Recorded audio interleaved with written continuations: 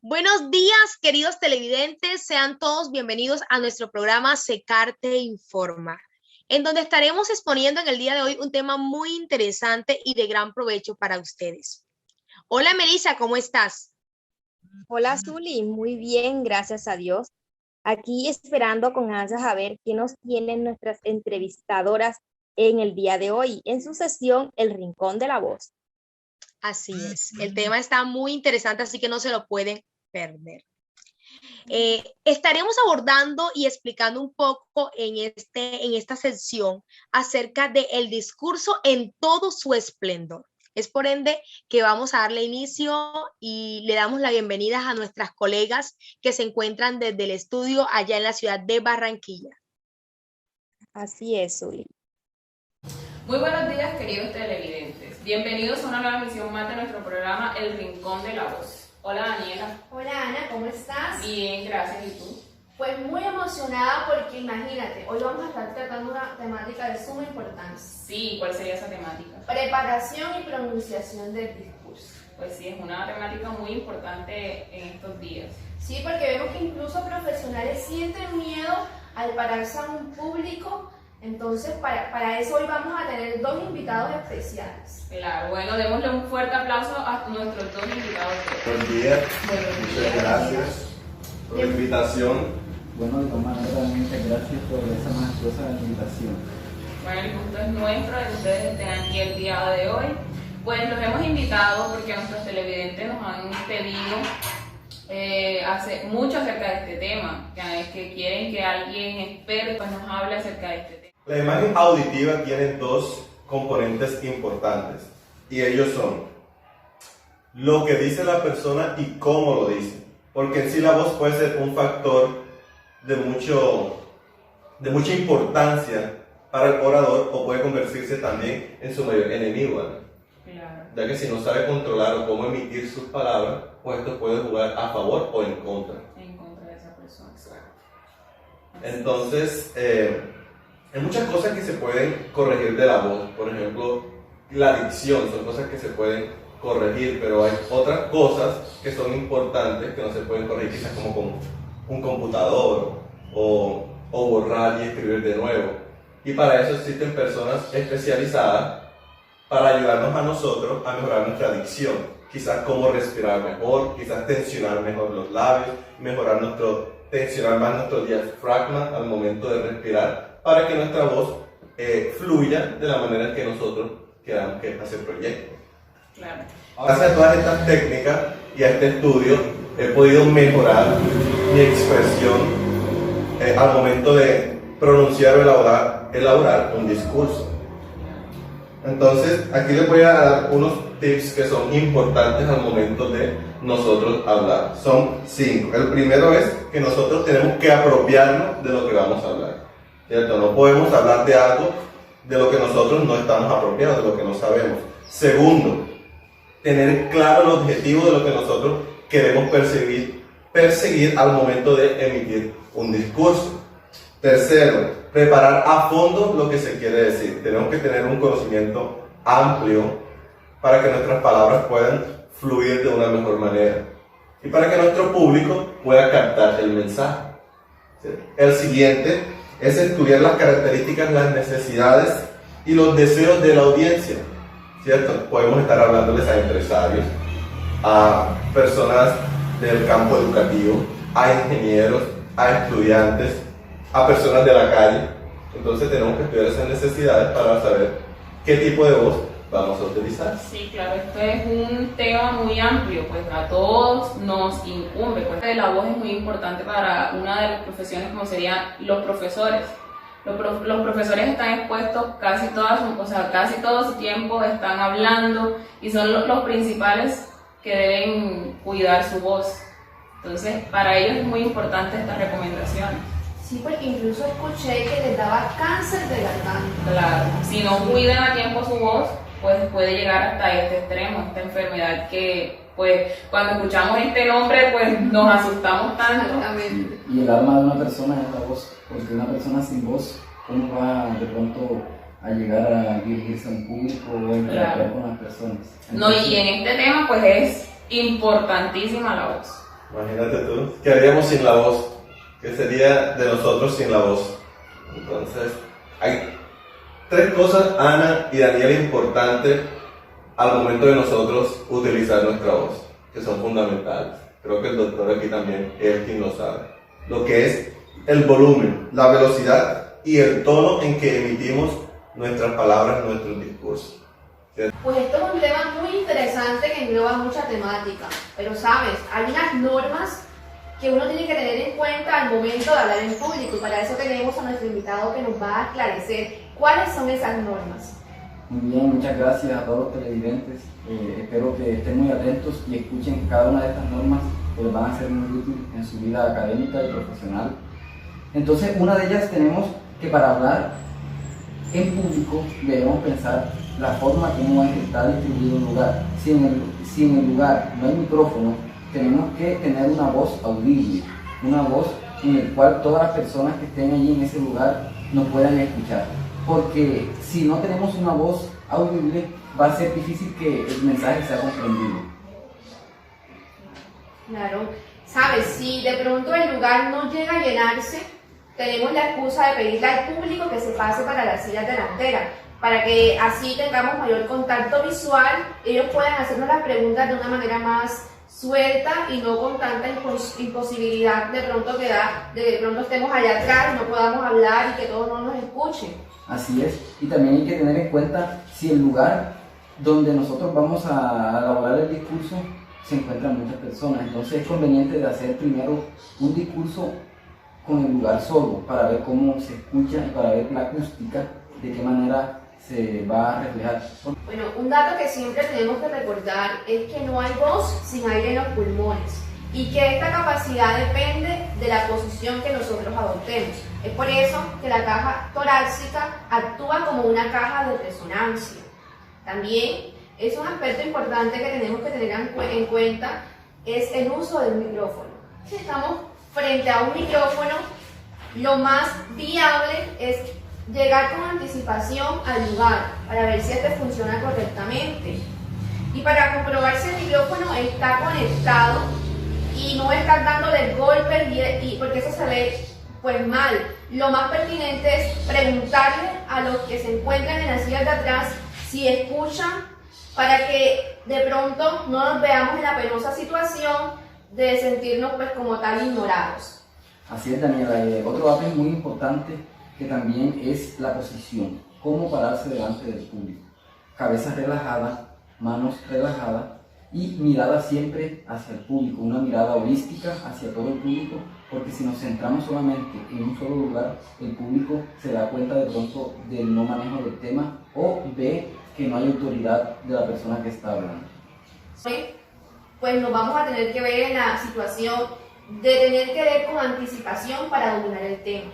Porque si nos colocamos frente a un auditorio, de pronto desconociendo la temática y solamente a improvisar, eso es de mal gusto para el auditorio porque estamos irrespetando, de pronto algunos son pagos y van allá a recibir información que les va a ser propicia para su desarrollo. Entonces tenemos que tener un mayor dominio de la temática. Así es, Daniela. También otra recomendación es llevar de pronto documentos impresos en físico. Puede ser blanco y negro o a color. Y también se recomienda no grabarlo, sino enumerar las hojas para que el orador lleve un orden de ese discurso. Todo es como ensayar, ensayar en voz alta y mirar en qué momento queremos como que lograr ese impacto. Así es. Sí. Importante, esas pausas se pueden aprovechar para mirar la audiencia. Cuando hacemos esas pausas en el discurso, podemos mirar la audiencia y mirar el rostro de una vista circular, panorámica, holística, así como les había dicho, para que esas personas se sientan conectadas con el orador y también viceversa. Televidentes, espero que hayan aprendido de mi parte, los dejo aquí con mis compañeros, que pasen muy bien. En otra oportunidad hablaremos también de otros temas relacionados con la temática. Así es, muchas gracias. Entonces, Ana, Sin duda ha sido muy provechosa esta misión. Espero que ustedes sigan el ejemplo de nuestros invitados, sus pautas y todas sus indicaciones, sí, ¿verdad? que pongan en práctica todo lo que hoy hablamos, pues todo es importante, todo es interesante. Bueno, Los esperamos en nuestra próxima misión. Que tengan un buen día. Chao. Muchísimas gracias, mis queridas colegas, y de igual forma a nuestros invitados especiales que en este día nos explicaron y pues tomaron este espacio para hablarnos un poco acerca de este importantísimo tema, que no solamente es de importancia para de pronto los que utilizamos nuestra voz como esa herramienta de trabajo, sino que también es una forma de mejorar la manera en cómo nos expresamos. Por lo tanto, vamos a darle inicio pues a ciertos interrogantes que serían pues, muy importantes mencionar en medio de esta temática que hemos abordado en el día de hoy. Melissa, ¿qué tal opinas tú acerca de que sí nos permiten detectar los fundamentos que abarcan esa parte del discurso pedagógico? ¿Qué nos dices acerca de eso? ¿Qué piensas? Así es, Zuli. Bueno, primero que todo, retomo un poco lo que es el discurso pedagógico, el cual es un acto de enseñanza, aprendizaje, en el cual interactúan docentes, estudiantes, y ellos usan ese conocimiento y lo relacionan con la práctica. Entonces, es ahí donde utilizan o se dan esos signos, los cuales son gestos faciales, corporales, la utilización de ciertos objetos o elementos que de una u otra manera pues le permiten relacionarse y interactuar en el aula de clase.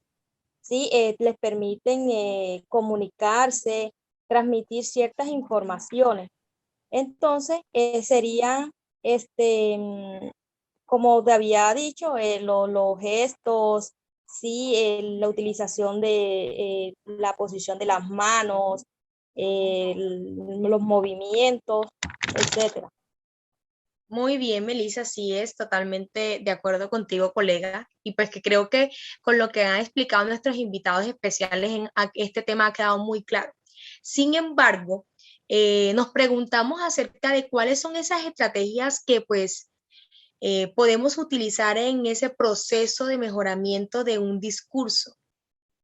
Pues digamos que alguna de esas estrategias que por lo general implementan los docentes en un aula de clase, y no solamente esto, sino que en muchos aspectos de nuestra vida, son de pronto las exposiciones, los juegos de roles, los dramas, los debates, obras teatrales, que permiten de una manera u otra utilizar la semiótica, esa parte fundamental que analiza y estudia los signos, los símbolos de una cultura o no solamente de una cultura, sino de la sociedad que nos rodea en estos momentos. Y es lo que abarca, como decías tú, lo que son los gestos corporales que nos ayudan de una manera u otra a expresar una idea o a decir lo que se siente en ese momento. Entonces yo pienso que los signos y los símbolos son muy importantes en esta parte discursiva, porque nosotros hablamos más que con nuestra voz,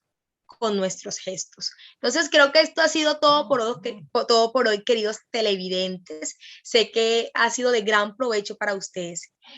Pues no se pierdan nuestro próximo programa y los esperamos hasta la próxima. Bye, bye. Chao, chao. Bien, chao, chao. En ese hilo conductor mencionado anteriormente, es necesario recalcar que como docentes tenemos la disposición de asumir el rol de que los niños identifiquen todos esos signos que son expresiones que se pueden dar en el mismo discurso. Entonces, cuando asumimos la semiótica como ese estudio de los tejidos de sentido, de construcción de la misma realidad, vamos viendo que la posición del ser humano hace susceptible que todo pueda ser considerado como una representación.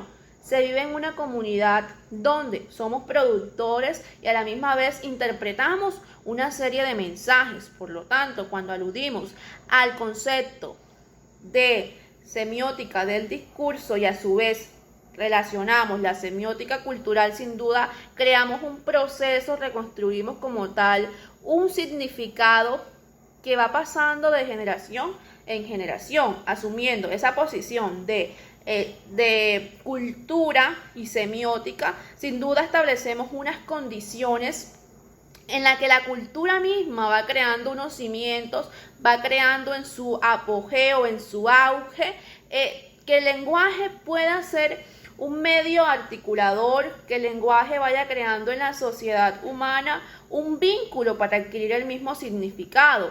Cuando aludimos a la importancia de la semiótica cultural, nos centramos en esos sistemas de significación creados por una cultura, por lo que Humberto Eco nos establece que la semiótica se convierte en una de las teorías generales de la cultura que debe estar analizada.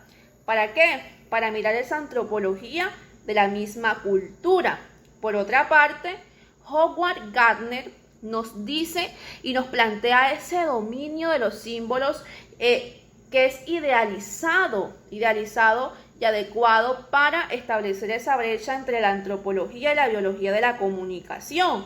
Él nos plantea en su libro Estructuras de las mentes diferenciadas, nos mira esa representación simbólica y nos establece todos esos canales para permitir la inteligencia vista desde el aspecto cultural. Somos productos de una cultura. Sin esta cultura nosotros no poseeríamos como tal un valor que nos uniera. Entonces es importante estudiar, analizar todos estos semiólogos como Yuri Lotman, porque acuñen ese término de semiósfera, lo cual hace referencia a ese concepto que ya les había mencionado en el principio, que nos permite mirar cómo la mente humana va creando un sistema de significación. Por lo tanto, es importante que a través de esas estrategias que implementemos, como el análisis de los mismos discursos, de exposiciones, colocar a los niños a observar una imagen, observar una pintura, hacer teatro, todo eso, si lo colocamos desde un punto donde analizamos cómo ellos emiten y cómo los que están a su alrededor concentran y analizan esto, allí estamos haciendo un proceso donde se coloca en práctica la semiótica y todos sus aspectos en específico. Muchas gracias.